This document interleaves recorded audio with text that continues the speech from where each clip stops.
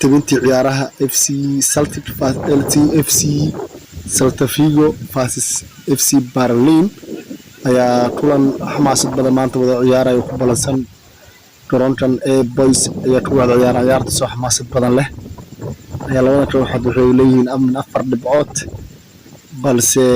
haddii la barbara ciyaarta ku dhamaato labada kooxood ay gudbi doonaan wareegga xiga ayay gudbayaan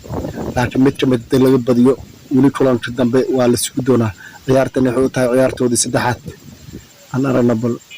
labada kooxood fursad dahabi ay abuureen labada dhinac inkastoo ciyaarta ay ku dhamaatay qaybtii hore ciyaarta ever lagu khalastay ayaa haddana arkayna ciyaar sida noqon doonto fursad ay shaqeeyaan Berlin waa ku finaanada madow fursad ay dahabi isticmaalaan halka kuwa finaanada jaalaha wato ay yihiin kooxda FC Celta Vigo ee soo baxan garoonka ee soo baxan xaafadda A2 halka FC Berlin ay ka soo baxaan deegaanka gaar ahaan Bulanyanya oo hogaaminayo kooxdaas Buche halka kooxda Celta Vigo hogaaminayo Suwal ciyaarta waxa la isku kala reebay labada dhinac weerar fursad qaali ay gool ay heshay kooxda FC Celta Vigo gool ay la hormartay hal iyo eber ay ciyaarta maraysa